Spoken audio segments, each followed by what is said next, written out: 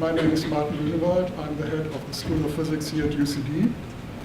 And this evening's presentation is the Statutory Public Lecture of the School of Cosmic Physics of the Dublin Institute for Advanced Studies. This is an annual lecture hosted by the universities in the Dublin region. And this year, we are proud that UCD is able to host this Statutory Public Lecture. I would like to remind you that this session is being recorded, so please behave accordingly. Without further ado, let me introduce Deirdre Coffin, who will introduce the speaker. Thank you.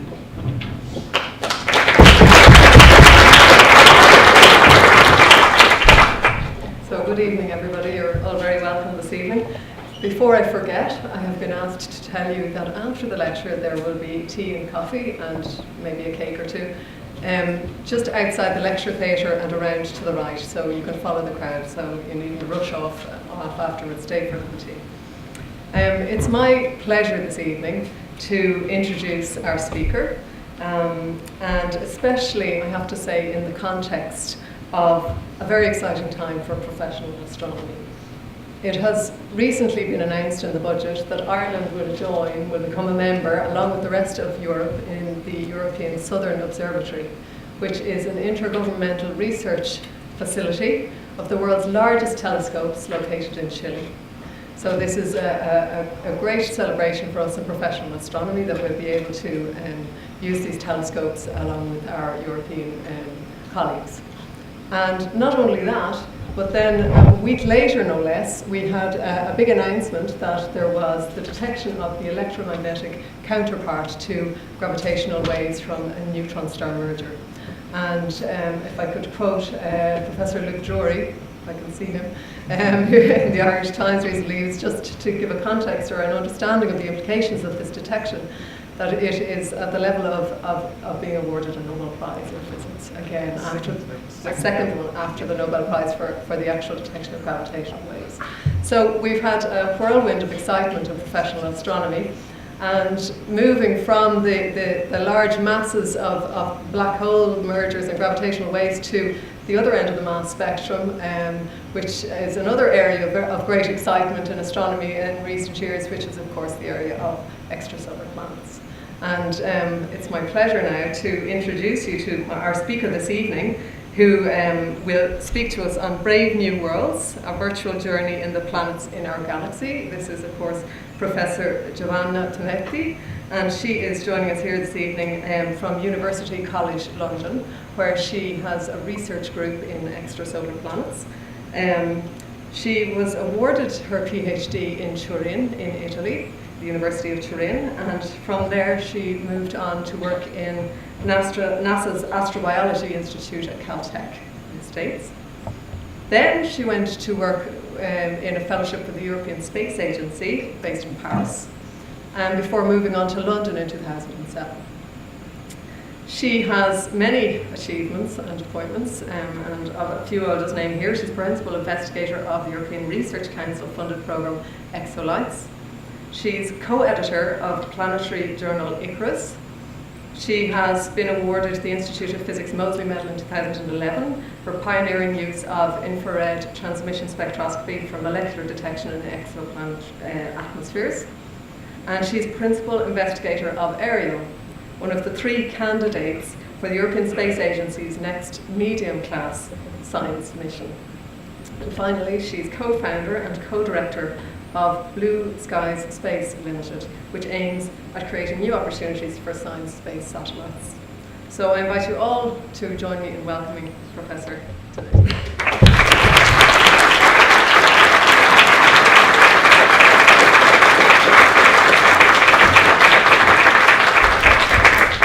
Ladies and gentlemen, good evening. It's a great pleasure for me to be here today, and I really would like to thank the organizer for inviting me tonight.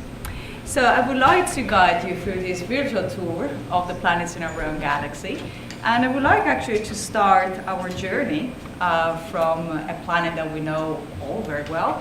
Our home is our planet, is the Earth. Now, the Earth as a planet is a very interesting one. It's a rocky type of planet, meaning that the interior is mainly made of silicates and there is a core that is iron made. And on top we have an atmosphere made of gas, and the main component of this atmosphere is molecular nitrogen. But then we have also a lot of molecular oxygen, about 21% in our atmosphere. And that actually is quite a lot, because molecular oxygen is a very reactive gas. And if it weren't for life on Earth that is constantly producing it in the atmosphere, we wouldn't have all this oxygen. And actually life emerged on Earth, we believe, about 3.8 billion years ago. And before then, really, molecular oxygen was not really existing. We also have our trace gases in the atmosphere, in particular water vapor. Of course, on Earth, we have a quite mild temperature that allows water to be present in the three phases, as ice, as liquid water, and also as water vapor. And then we have our gases like carbon dioxide that I'm sure you all have heard of. So let's move out a bit and let's zoom out. And now what we're looking at are the planets in our own solar system. So the planets around our star, the sun. And what we immediately see out of this picture is that we have that the rocky planets like the Earth, so Mercury, Venus, the Earth, and Mars in particular, they're all located in the more internal part of the solar system. And they all have relatively similar masses and size.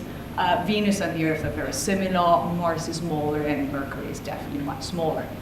But when we move out, we start to see very big planets, and in particular the gas giant planets, as we call them, Jupiter and Saturn.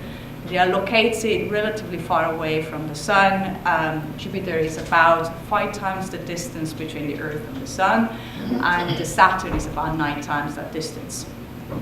They're very big. They have masses that are respectively 300 times and 100 times the mass of the Earth, so very big. And because they're so massive, they could retain quite a lot of molecular hydrogen, which is one of the most common gas in the universe in general. Now, if we move out, we see 2 planets, Uranus and Neptune, that are so-called icy giants. They have masses that are around 15 times the mass of the Earth, and also their atmosphere is mainly made of molecular hydrogen. But the interior, we believe, is mainly composed of ices and perhaps also some more rocky material.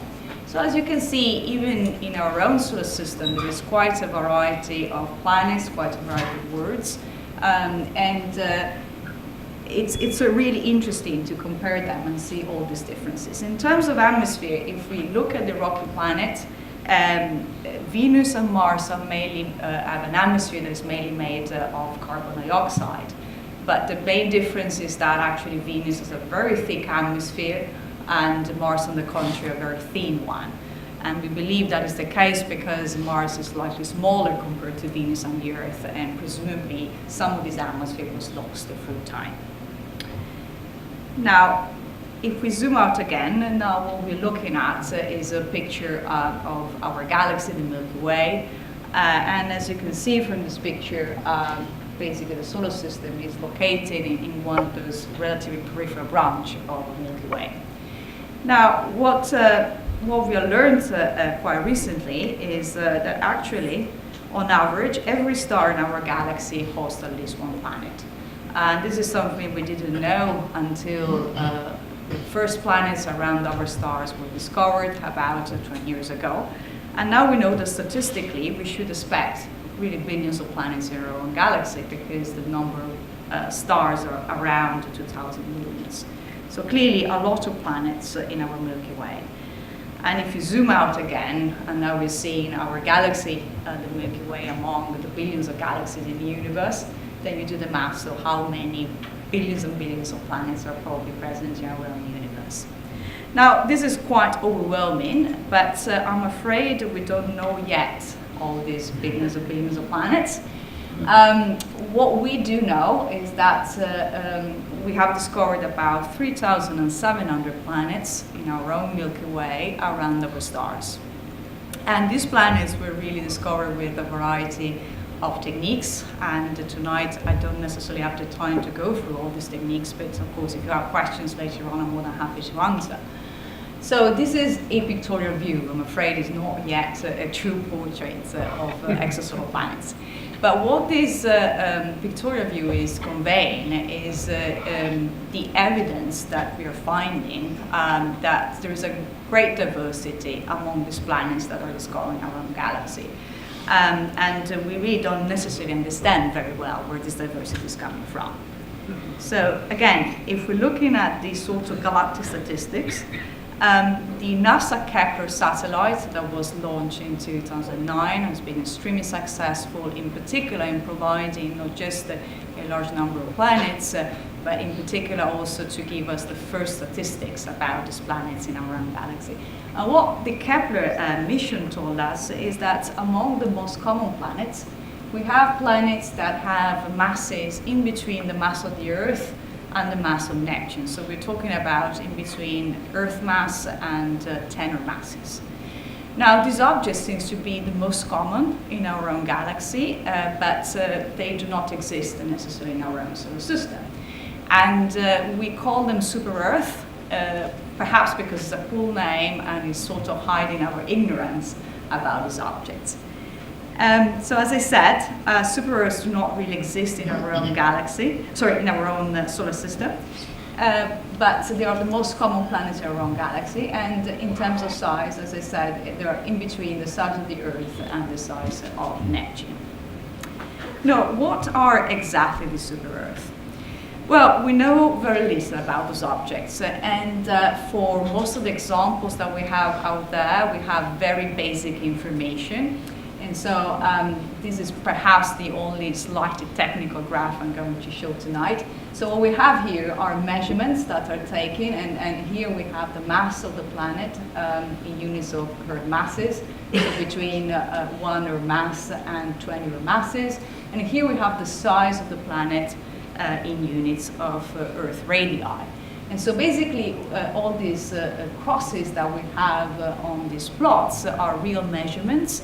And with the uncertainty of the measurements, because it's not always so easy to nail down what is the real mass and the real size of the planet. There are some uncertainties. But even with these uncertainties, what we're seeing is that most of these data that we're taking can be matched by different type of models that are suggesting that the bulk composition of these planets is quite diverse. And so we have some SuperEarths with a density that is more similar to the density of rocks, like our own Earth, suggesting again that there is an interior that is probably very similar to the Earth interior. In some of our cases, they are much lighter, suggesting that perhaps the interior is more similar, for instance, to the icy moons around the giant planets like Europa or Titan. And so basically structures where there's still a bit of ice in the interior, and so that's why they're so lighter. And then we have situation on the contrary where we have very dense planet, suggesting that perhaps the amount of iron in the interior, in the core, is much higher compared to what we have, for instance, on Earth. So again, a variety of cases, but as you can imagine, just knowing the density of the planet is really not so illuminating. It's like we're trying to describe a human being just by its density. Its density is the one of salty water, but doesn't tell you that much. We are at that level today for SuperEarths. So, but of course we're speculating, and for this kind of speculations, I thought to use some of the movies that you might be familiar with. So I'm using some of the images coming out of Hollywood for some of this Earth. So you might remember in the film Interstellar, the planet Miller sort of water worlds. And we believe that actually water worlds do exist out there, because there are many of the SuperEarths that have a density that is suggesting that there might be some ices in the interior, and if the temperature is the right one, presumably a good amount of water and oceans could be present at the surface. So perhaps these water worlds really exist out there. In particular, there are many exosolar planets that were discovered with a technique called microlensing, and this technique is quite sensitive about more rocky type of planets, but at a very large distance from the star. And if you're so distant from the star, presumably the temperature of the surface is really very cold, and so they're probably sort of frozen worlds. And so again, these ice worlds, like the planet Man, again in Interstellar, might be really real.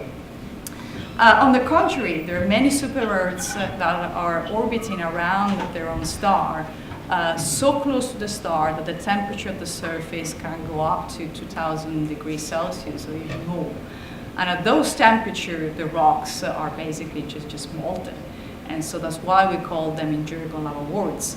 And again, we used one image taken from Star Wars to convey this image. And of course, you might remember again from Star Wars the planet Tatooine, the planet that had 2 stars, so 2 suns. And actually, the Kepler satellite in particular has delivered a long list of planets that are around binary stars. So instead of having just 1 sun, they have 2 suns. And so very interesting sort of orbital configuration. And this is my last slide from science fiction, really. But you might remember the movie Avatar and the fact that there might be some exomoons. And actually exomoons are not yet discovered, but the Kepler satellite in particular seems to deliver data which are accurate enough that could be used really to detect new exomoons. So although we don't yet have a conclusive detection of an exomoon, certainly it's a very trendy field, and I'm sure that very soon we'll have some exomoons. So if you think that all these planets and all we know today is already very interesting and quite overwhelming, actually I think in the next decade we really need to be prepared, because there is a long list of space missions and also observatories from the ground that will deliver literally thousands and thousands of new exosolar planets. And so here I have just, for instance, the space missions.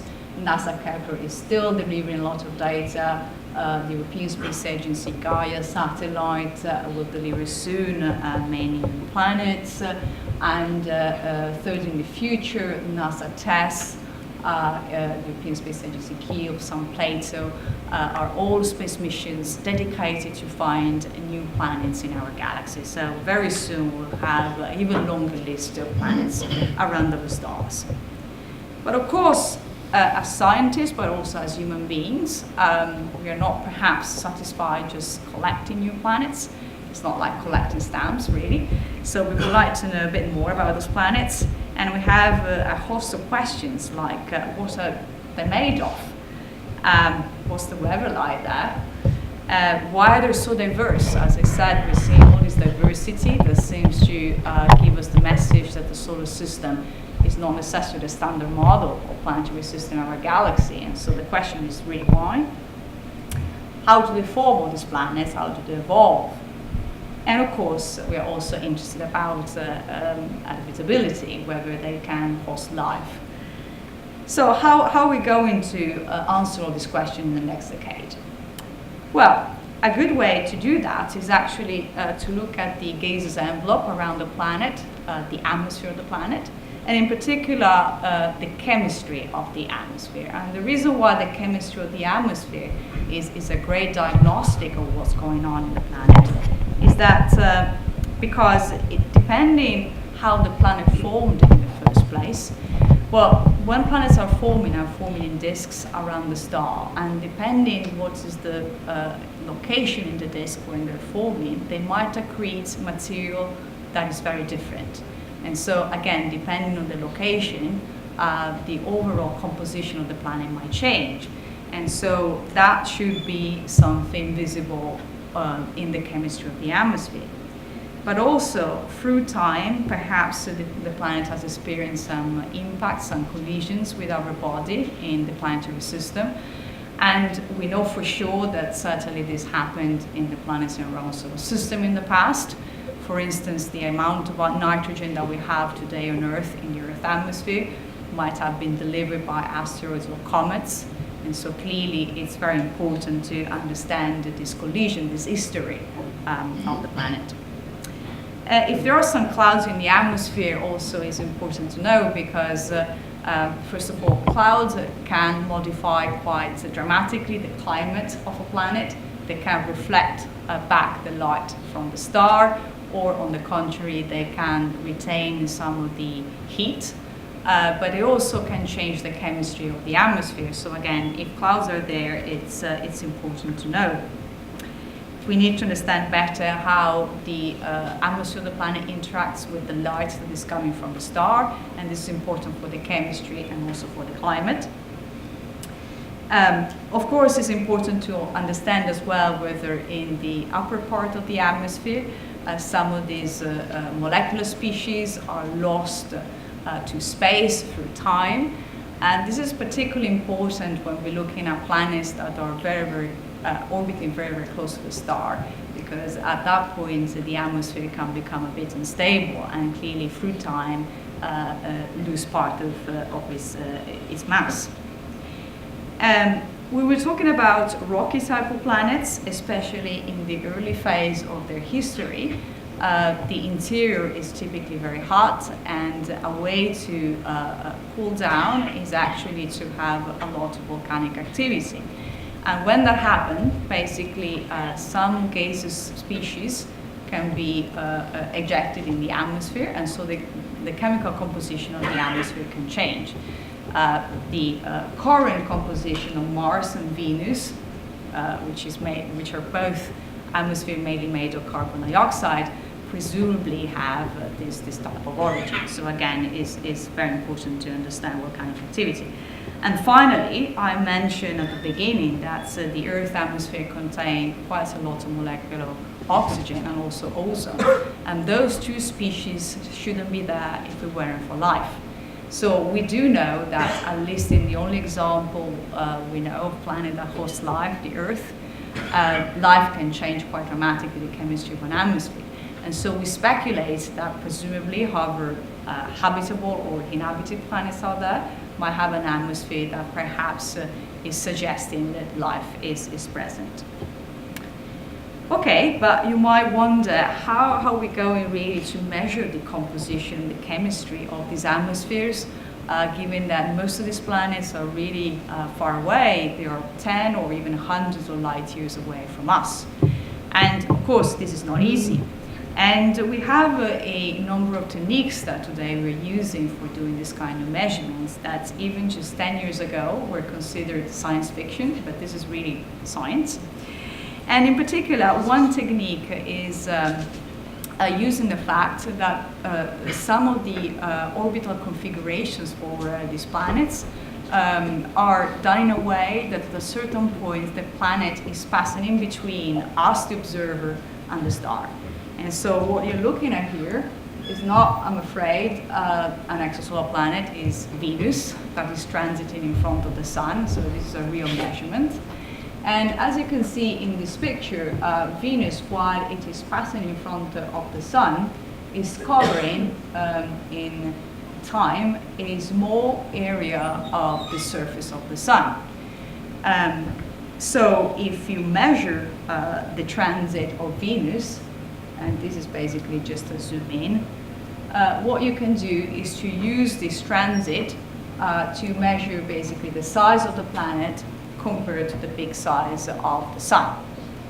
Now, basically what we're doing with exoplanets is exactly the same thing. The only difference is that in that case, the star is so far away that it becomes a point source, so you don't see this big sphere. And at that point, the planet becomes completely invisible. But what is still happening is that when the planet is transiting in front of the star, like Venus here, then for a fraction of time during the transit, the light from the star is decreasing.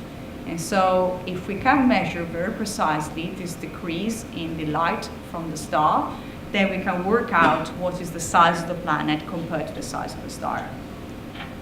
Now, this method called transit has been extremely successful in delivering new planets, but you can do much better.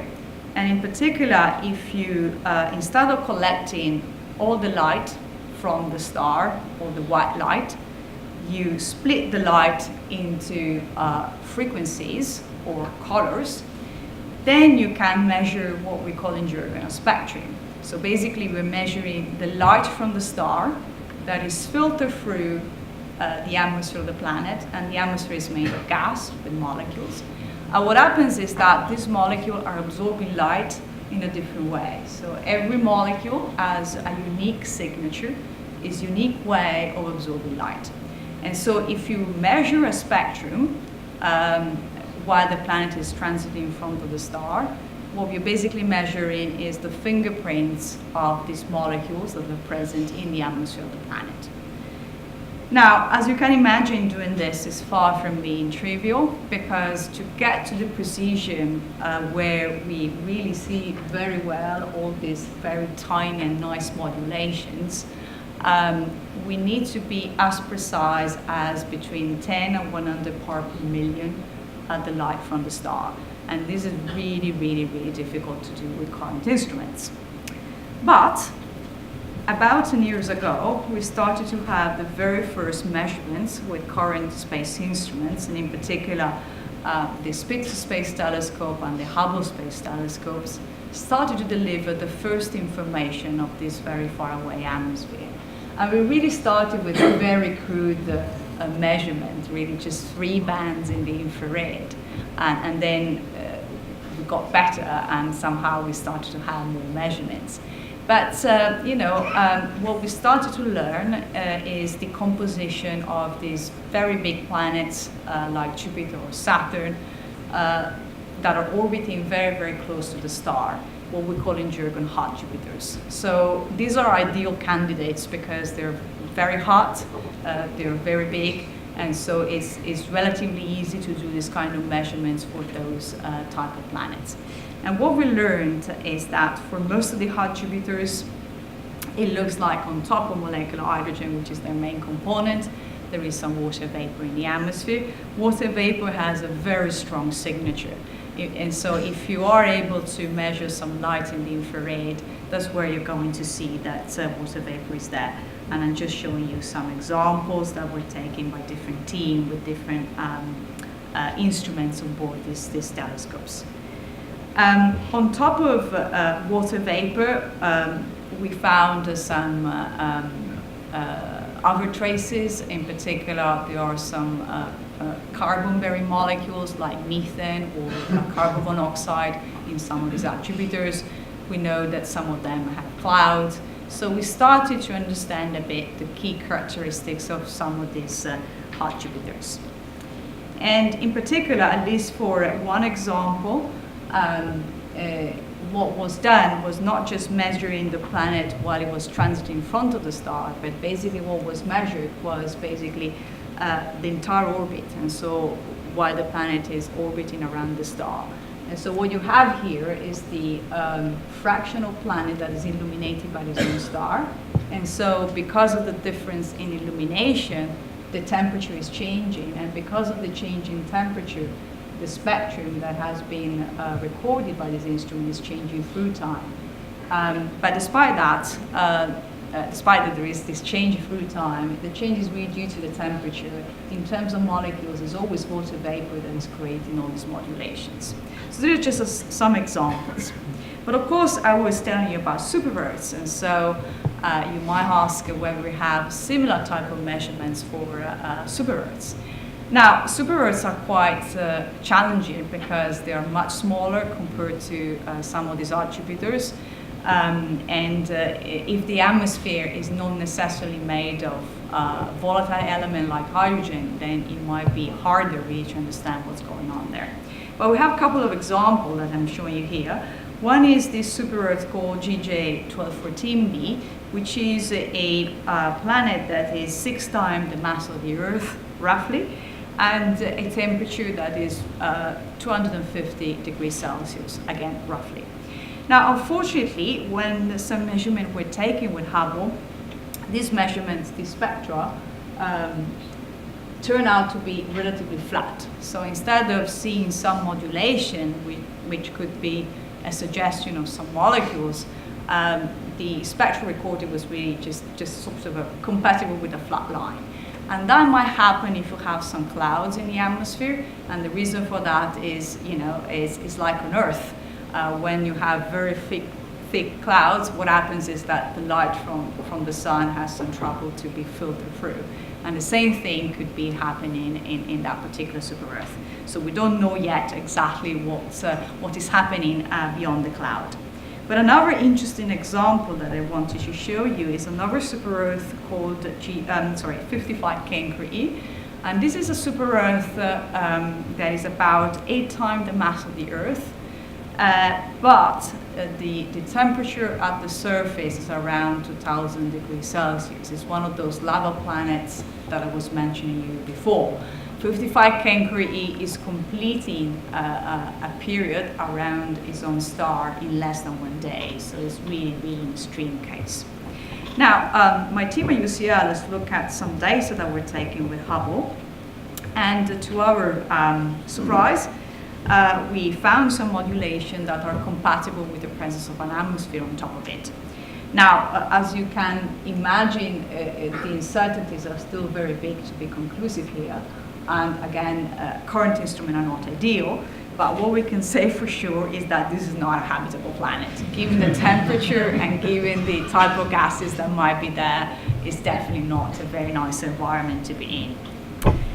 But if you're interested in more habitable environments, you might have heard earlier this year about the discovery of 7 rocky planets around a ultra-cool star, TRAPPIST-1. And this was, in my view, a really fantastic discovery by this team of Belgium, and then was followed up with some other telescopes from space. So basically, the 7 planets have the size in between the size of Mars and the size of the Earth, and they're all transiting around their star, which is a star that is really much colder compared to our own sun. And so because of that, although those planets are relatively close to the star, but the star is colder, and so also the temperature on those planets is relatively cold. So we're talking about planets that in principle have a relatively temperate sort of temperature at the surface. So perhaps some of those could host some liquid water at the surface. So clearly extremely interesting. Again, measurement with Hubble are unconclusive because again, we're seeing a relatively flat spectrum. And this is probably because we don't have enough sensitivity with current instruments to really understand what's going on there.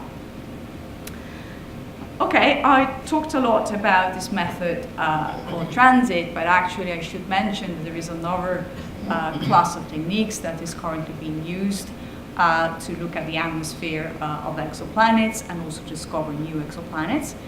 And these techniques can produce a real picture like the one here. So this is a real picture of the planet. It's not really a pictorial view. And what you're seeing here is the planet. This is the planet. Beta Pictoris B around its own star. The reason why you're seeing a black spot where the star is because the planet is so much has a light that is so much weaker compared to the light from the star that in order to be able to see the planet, you need to mask out the light from the star. And so this is what is happening here. You're masking out the light from the star to be able to see the planet.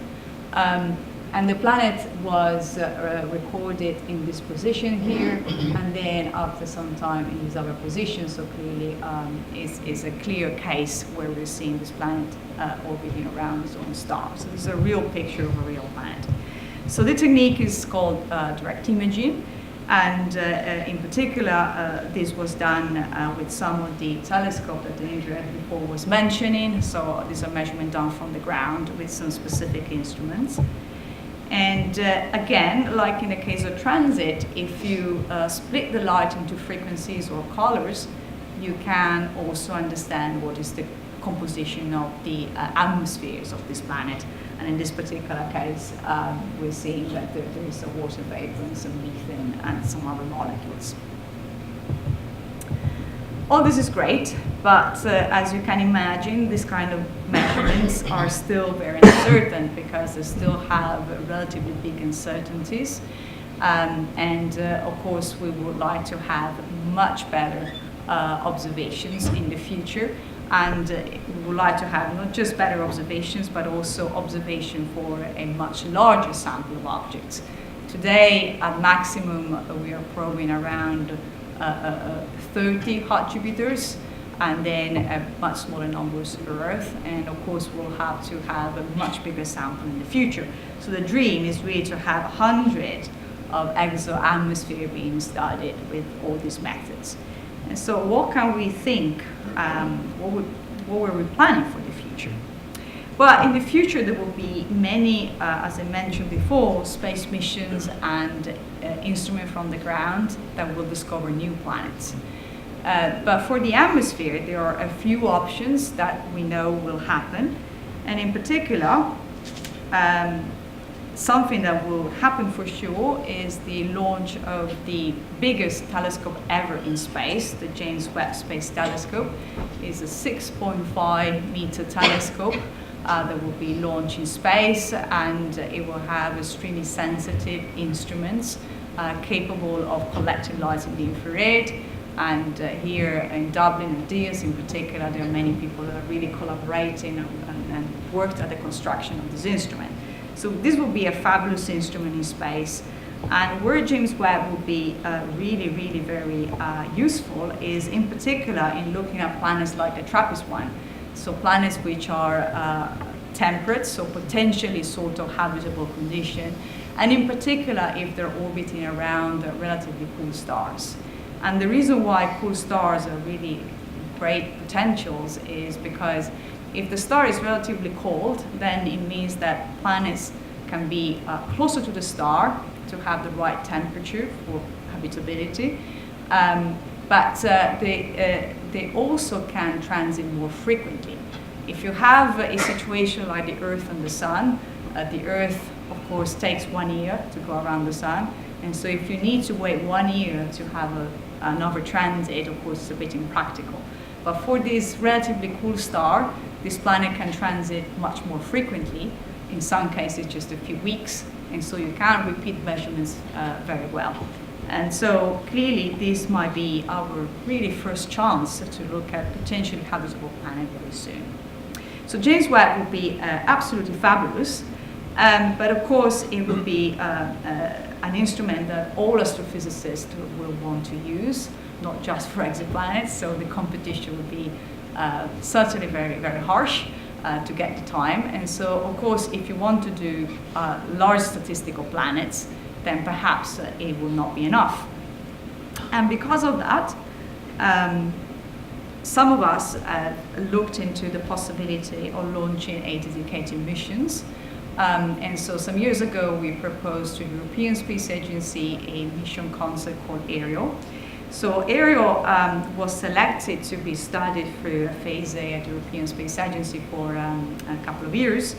And we should know in November whether Ariel is selected among the 3 candidates or not.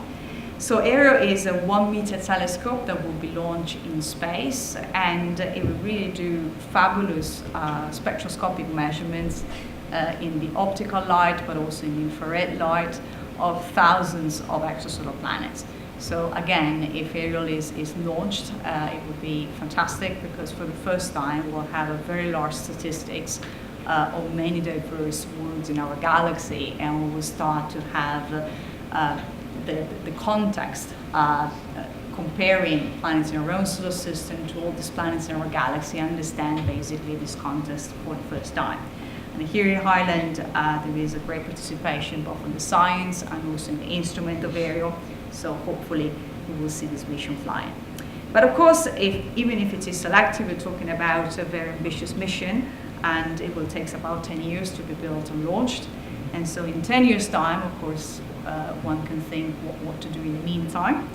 And so we have looked into the possibility, perhaps, of launching a less ambitious satellite called Twinkle. So what is Twinkle? Well, for the moment, most of the space missions that are being launched are launched through the European Space Agency or NASA or other government organization in the world. Most of these missions are very challenging because they're very ambitious, and so that's why they're also quite expensive, and that's why also you can't really launch them so frequently, not as frequently as scientists would like to.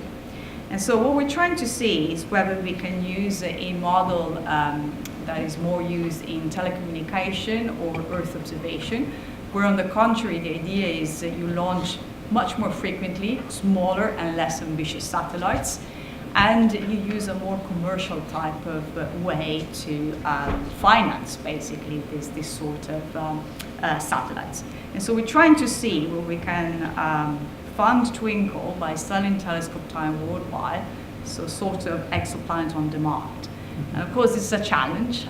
We seem to see quite a lot of interest, and we have worked with Satellite, which is one of the Airbus companies that can produce platforms for commercial satellites. And so we're trying to see where we can have a different way of launching satellite for science that is faster and cheaper compared to the more traditional view. Since with Twinkle, we don't necessarily have too many boundaries to what we do. We thought that been quite interesting, involving in our little adventure schools and kids of all ages, to expose them to what it looks like to design space missions and think about exosolar planets. And so we have this program that is called Twinkle that seems to be quite successful. And we're working with schools and with the kids and students of all age to involve them both in the more engineer and technical side of design and mission, but also more into the astronomical side as well. Okay, well, I believe that my time is about to be over.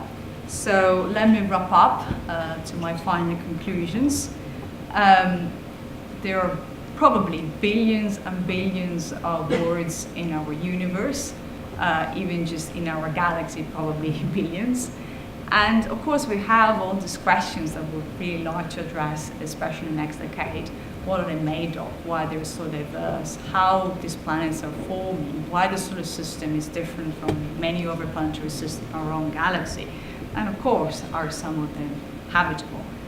And my conclusion is really stay tuned, because I think the adventure we've just started. Thank you.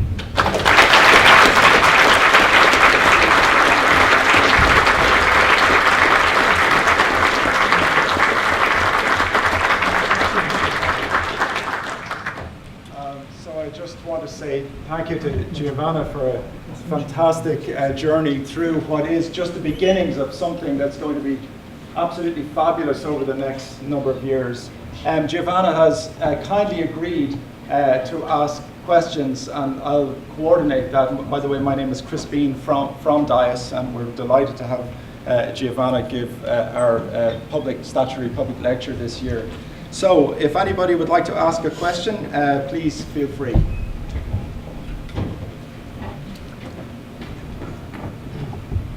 Molto grazie, stasera in Italian. Thank you very much indeed. As I said, just wanted to ask as well too. That I'm currently one Irish scientist that's involved in the building of the extremely large telescope DLT, which is either going to be located in Hawaii or in the Canary Islands.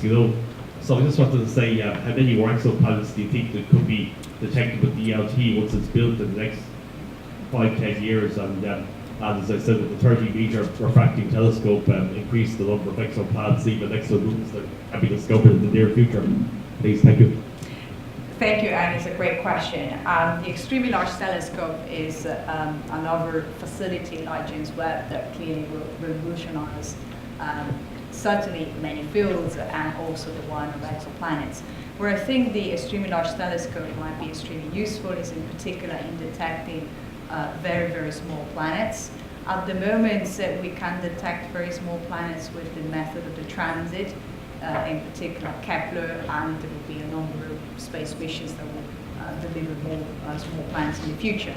But when it comes to detecting the mass of the planet, then you need to have observatories from the ground, and the ELT will basically enable us to really go to very small planets, more or less the mass of the Earth. In terms of atmosphere, clearly the ELT will be the next generation compared to the kind of measurement with direct imaging that I showed before. So those planets that I showed before are big giant planets located at a large distance from the star. But with the ELT, clearly we'll be able to see planets which are much smaller and also much closer to the star. So hopefully from space, the space observations and the ground observation will be really used in synergy to understand more and better these planets. Thank you. Take another question here.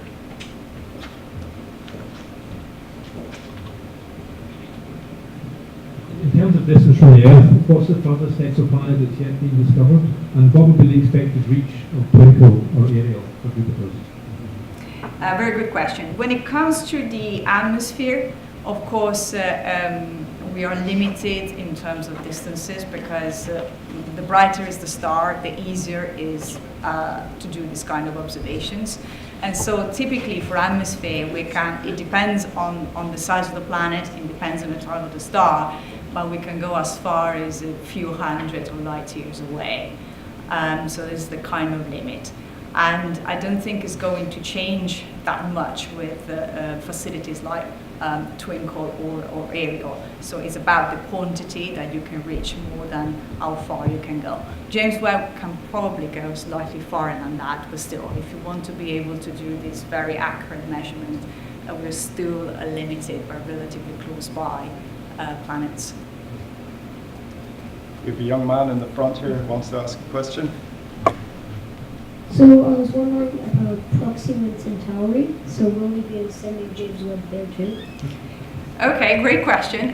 Certainly Proxima Centauri seems to be the star, the closest star to us with an exosolar planet. And although we don't know yet all the details of this exosolar planet, it seems to be a small one, so potentially a very interesting one. James Webb will not be sent to Proxima Centauri, we're still much closer to us. But still, the point of James Webb is that it's so big and so collecting so much light and so sensitive that can see very far away. But for the moment, we're not yet in the conditions of sending some probes to these planets. Even if Proxima Centauri is the closest one, it's still way too far away to send something, unfortunately. Sorry, given the obviously billions of planets that are in our own galaxy, let alone the other 200 billion galaxies, has anyone at this stage made a projection on the statistical projection on the likelihood of life, biological life other than Earth? Well, of course, as you can imagine, there are certainly many theoretical speculations about that. Whether these theoretical speculations are true or not, then of course that's the real question. And I don't think today we really are in a position in asserting, what's the frequency of inhabited planets. I think it would be already quite interesting if in the next decade or so we're able to understand potentially habitable planets. But I don't think today, again, as I said, many speculations, but whether those speculations are true or not, then it's a different matter. Surely on a purely statistical basis. Surely on a purely statistical basis, there seem almost inevitable. I agree with you. I am certainly, this is sort of a gut feeling. It's not really any scientific evidence, but it would seem odd that the Earth is the only one with some life. But said that, we don't have any true experiment at the moment, so it's really just pure speculation. Okay, we'll have 3 more questions. One here.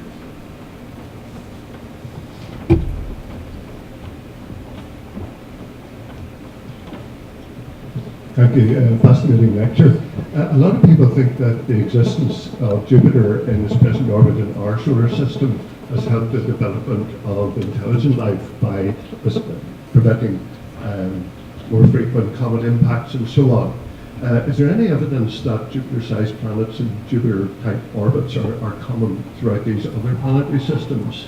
And there may be no observational evidence, but is there any theoretical evidence that that would be quite common? It's a great question, and the answer is we're really just starting to try to understand the role of the giant planets in the architecture and configuration of planetary system. And you're absolutely right. It seems to be really a key thing. For instance, it seems to be quite peculiar, but for the moment nobody has a true explanation of why is the case. It looks like where there are super-Earths, there are no giant planets, and when on the contrary there are some giant planets, there aren't super-Earths. So it looks like somehow the formation process is favoring some type of scenario or some others. You're right in saying that in our own solar system, the presence of Jupiter in that position was quite critical somehow to the delivery of water vapor, water in general in the more internal part of our own solar system, and so with a lot of implication for the formation of the Earth and all that environment. What is still unclear is, for how many planetary systems that happens as well. In part because most of the techniques that we're using today for detecting planets are more sensitive to planets which are very close to the star.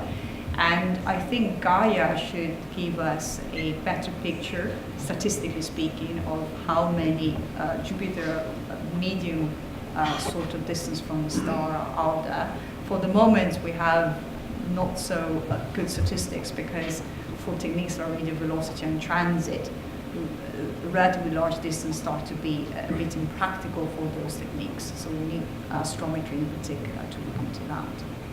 It's a great question. Second last question. So you showed the distribution of the planets that have been discovered and suggested that the super-Earths are the most common.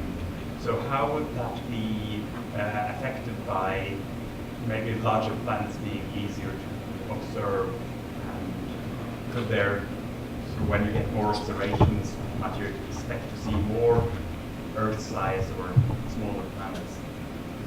It could be. Certainly, what I think is interesting of these statistics is that one would imagine that given that bigger planet like the giant one or the Neptune one are so much easier to detect, you would imagine that you detect more of those. But actually, the statistic coming out of Kepler and also radial velocity and microlensing seems to suggest that smaller type planets like super-Earths seems to be much more common. Now, whether when our detection capabilities would be more accurate, and so whether even smaller planet might be more common than super-Earth is a great question. For the moment, in theory, Kepler can go, can detect objects which are sub-Earth size, but of course they're more difficult to detect. So perhaps some of the statistics will be revisited when the detection capabilities are getting better. But still, it's very interesting to understand that bigger planets seem to be much more rare than the smaller one, and this was something that nobody was necessarily expecting. Okay, and our final question.